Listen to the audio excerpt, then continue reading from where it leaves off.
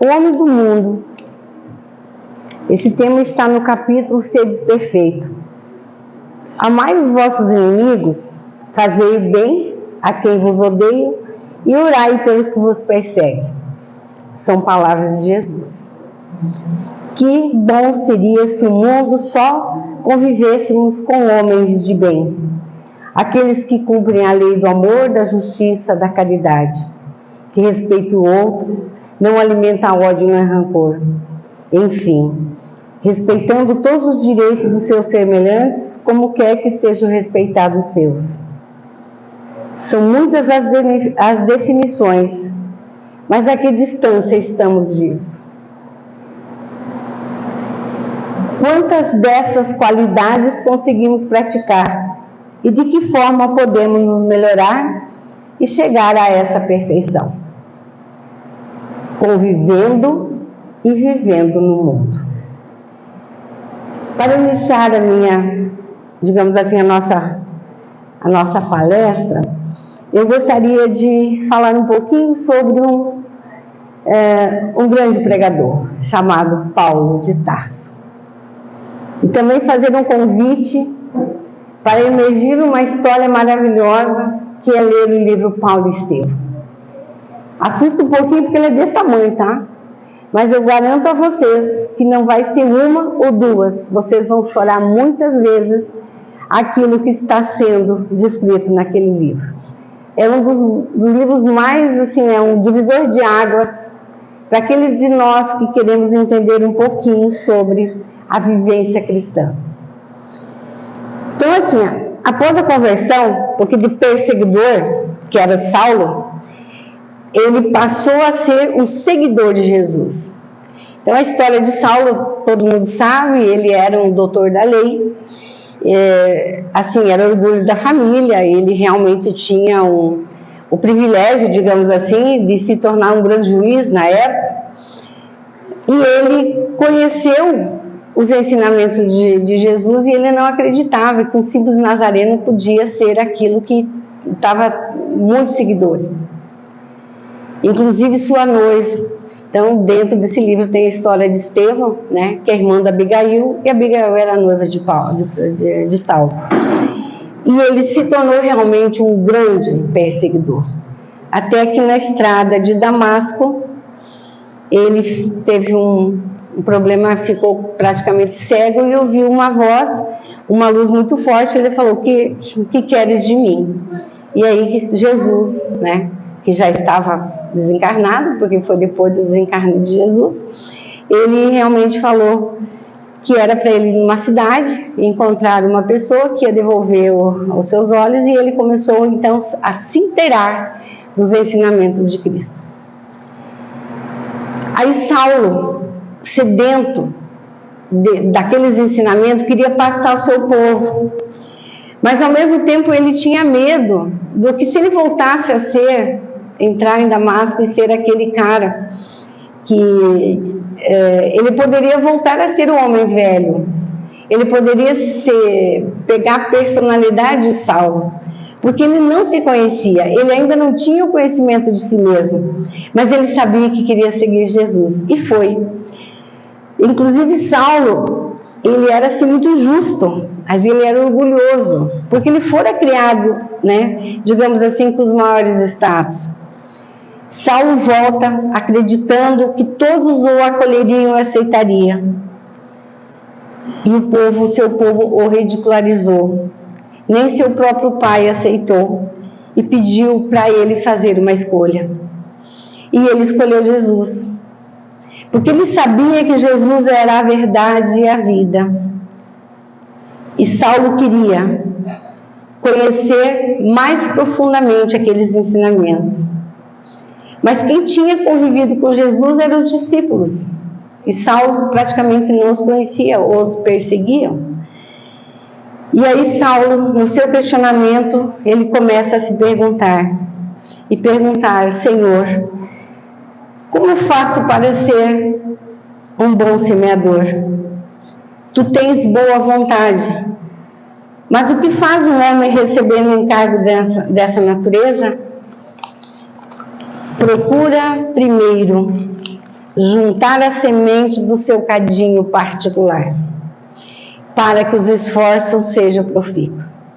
É preciso morrer o homem velho, morrer o homem para o mundo, para que Cristo viva em nós. Saulo busca orientação com o velho Gamaliel e recebe o carinho de um verdadeiro amigo. Praticamente um único amigo, porque ele estava sozinho. Seu povo o rejeitou, ele não tinha um ambiente ainda para estar com os discípulos de Jesus.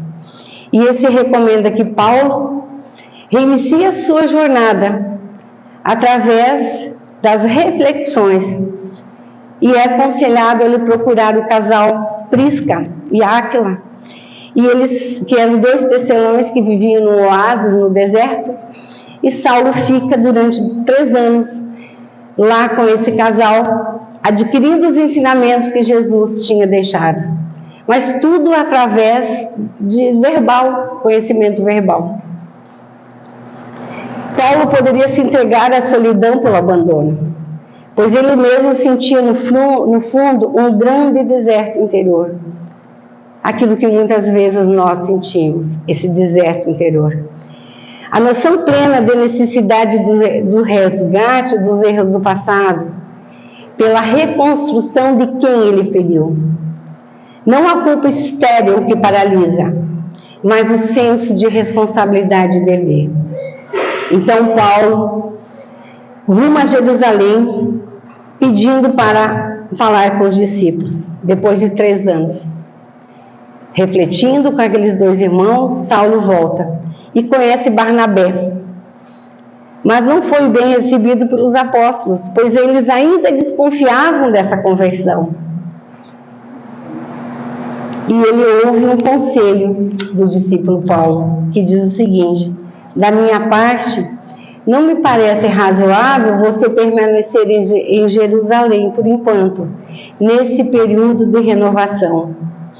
Para falar com sinceridade, há de se considerar teu novo estado da alma como uma planta preciosa que começa a germinar.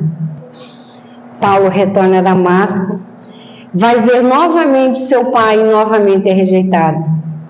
Então o doutor da lei, que era orgulho da família, se sente exilado.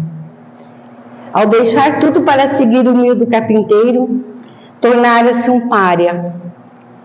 Com o golpe fatal, disse que Paulo não era mais seu filho. Tal gesto simboliza o efetivo rompimento do apóstolo com seus vínculos materiais. Era chegado o tempo do Espírito. E naturalmente todo o processo trouxe sofrimento, angústia ao grande pregador. Conforme nos narra Emmanuel, embalde procurava em meio harmonizar as circunstâncias de maneira a cooperar na obra do Evangelho, e todas as portas pareciam fechar-se. Nesse momento sublime, Paulo aloja-se numa gruta aos arredores de Damasco. E aí ele começa a receber, através da visita espiritual de Estevão e Abigail, a noiva e o irmão dela que ele mesmo mandou apedrejar. E aí Abigail, na sua docilidade, lhe pergunta: o que é isso? Choras por quê? Estás desalentado enquanto a tarefa apenas começa? E resumindo as reflexões e angústias de Paulo, descritas sublimemente por Emmanuel, descrevemos o diálogo entre Paulo e Abigail. Paulo pergunta: que fazer para adquirir a compreensão perfeita dos desígnios do Cristo? Ama. Como fazer para que a alma alcançasse tão elevada expressão no esforço com Jesus Cristo? Trabalha. Que providência adotar contra o desânimo destruidor? Espera. Como conciliar as grandiosas lições do Evangelho com a indiferença dos homens? Perdoa. Paulo, então, assume-se efetivamente como tecelão, permanecendo mais 3 anos, exercendo essa profissão em Damasco, ao mesmo tempo que refletia sobre o Evangelho em sua tenda, compartilhava sublimes palavras de Jesus com o inúmero de pessoas que ali passavam, em grandes conversações. Passado esse período, Barnabé, conforme a orientação de Pedro, o chama para o trabalho da igreja da Antioquia, onde começa efetivamente a sua jornada no Evangelho, sem a qual a mensagem de Cristo poderia ter desaparecido da terra. Vemos aqui uma sublime lição de amor, uma lição de vida. A mesma solidão vivenciada por Paulo foi o que fortaleceu a sua vontade e permitiu que ele se encontrasse para a caminhada e, do outro lado, construíssem amizades imortais. Paulo foi abandonado pelo mundo, mas não no ambiente fraterno de Cristo, onde ele foi acolhido. A questão é que precisava de uma jornada interior de transformação. Como dizer que esteve só aqueles que recém-transformado recebeu o amor de Ananias, do seu preceptor, a quem mais admirava no mundo, Gamaliel. Recebeu a compreensão do ambiente onde, muitas vezes tóxico de Jerusalém, encontrou amigo. Encontrou amizade profunda em Prisca e Áquila. Na casa do caminho, primeiramente, conheceu Barnabé, que tornaria seu companheiro de viagem, martírios e pregações. Estevão e Abigail, que estiveram em toda a sua trajetória, amparando nos momentos mais difíceis, e os homens humildes que o procuravam em sua tenda para saber do Evangelho. Ao ser chamado, Paulo foi compelido primeiramente para se conhecer, depois isolou-se. Mas esse isolamento fez com que ele conseguisse interiorizar a sua personalidade e se conhecer. Abraçamos a lição de Paulo nos momentos de solidão e dor. Não estamos sós e toda dor é passageira. Se o momento nos coloca numa situação, vamos aproveitar para o nosso crescimento ao invés do desespero inútil, ampliando nossa percepção para as coisas maiores, certo de que nossos antigos amigos, que não nos compreenderem, outros ainda mais fortes aparecerão. E Paulo, dentro do seu conhecimento, como ele era uma pessoa letrada, porque naquela época acredito que era difícil alguém ter conhecimento para escrever, e aí ele começa a escrever as cartas. Aí ele escreve as cartas para os romanos, para os coríntios, para os gálatas, para os éfesos, que foi lido agora aqui, para os filipenses. E qual que era o objetivo dessas cartas? Era estabelecer uma comunicação direta entre os interlocutores para transmitir diferentes tipos de mensagem. Aqui é que nós vamos falar então do homem do mundo. Cada povo, cada região tinha um tipo de vivência, tipo de costume, de crenças. E Paulo, através de uma linguagem, porque ele conhecia toda aquela região, ele começa, por exemplo, a escrever para os romanos. O que ele falava aos romanos? Ele teve a intenção de preparar o caminho para a sua visita. Desejava que os romanos conhecessem de antemão as linhas do mestre do Evangelho de Jesus. Então ele foi preparando um terreno para os romanos. Para os Efésios, que seria uma das cidades mais antigas, fundada por povo grego na costa da Ásia Menor, e de acordo com a lenda, foi subjugada e explorada pelo Império Romano, movido por espíritos maus, a ganância, a mentira, a injustiça. E ele veio então trazendo ensinamentos sobre os planos de Deus a respeito do ser humano. Deus inclui os gentios, que eram considerados um povo inferior. ou seja, todas as pessoas são iguais. Aos Gálatas, ele falava da unidade, da diversidade e da liberdade de ficar através dos ensinamentos de Jesus Cristo, que todos são filhos de Deus por meio da fé em Cristo.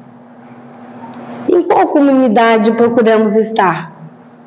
Qual é a nossa mensagem? De que forma queremos chegar aos corações daqueles que precisam?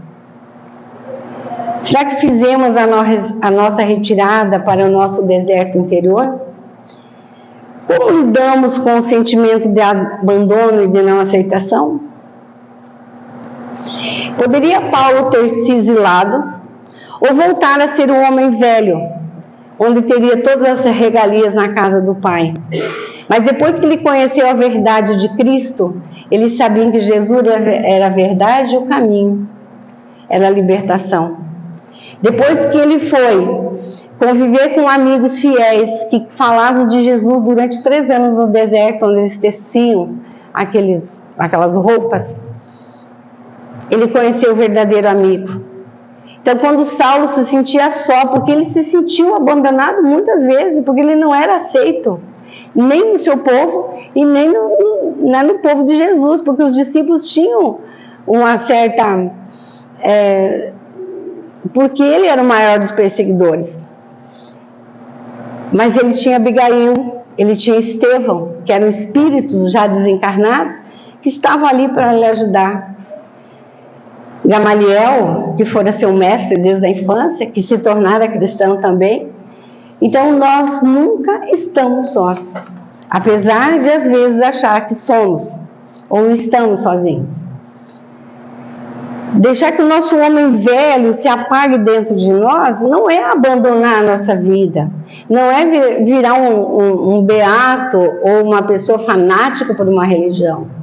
Abandonar o homem velho é se tornar melhor. Abandonar o homem velho é praticar a lei do amor e da caridade para com todos. A maior libertação de uma pessoa é quando ela se sente livre para falar o que ela pensa. Mas ela só pode fazer isso, falar o que ela pensa, quando ela é madura, quando ela se conhece. Porque se nós falarmos tudo o que pensamos, nós podemos ferir o nosso irmão, ferir a pessoa que está do nosso lado. Então, para que nós possamos ter a liberdade plena, nós precisamos então nos conhecer. E conhecendo os ensinamentos de Jesus, sabendo de todas essas lições maravilhosas que nós recebemos, a gente consegue trilhar com mais leveza a nossa jornada. Fazer com que a nossa vida seja leve, tranquila, porque todos buscamos a felicidade, mas muitas vezes nos fechamos num casulo. Nós precisamos ir ao encontro dessas pessoas. Porque se nós nos isolarmos e nós achar que não vou participar de nada, vou participar daquela comunidade, mas lá tem uma pessoa que é muito chata, uma pessoa que... Mas é dessas pessoas que nós precisamos ter do lado. São pessoas difíceis que nos fazem trilhar, apesar de não ser fácil, ser trabalhoso, mas é dessas pessoas que muitas vezes precisamos. Estamos, sem dúvida, então, no lugar certo, no momento certo, na hora certa, com as pessoas certas. Só basta que nós aceitemos essa condição, para não nos revoltarmos ou acharmos que somos vítimas, né, de toda uma sociedade, vítimas de Deus e que Deus, né, está nos castigando. Paulo Estevão. Esse livro é maravilhoso, gente. Assim, ó, de verdade. Nós tínhamos um companheiro da Federação Espírita que ele era fanático para fazer a palestra, mas ele se debulhava em choros, porque assim, é muita emoção. O Teatro Paulo Estevão também, né, que nós assistimos do sábado lá em Rondonópolis, né, pelo grupo de jovens lá de Rondonópolis, é a coisa mais magnífica que a gente possa imaginar. A gente volta, a gente quer fazer o que Paulo fez, quer ir para o deserto, quer buscar o nosso conhecimento interior, mas acima de tudo divulgar a boa nova de Cristo. Muito obrigada a todos.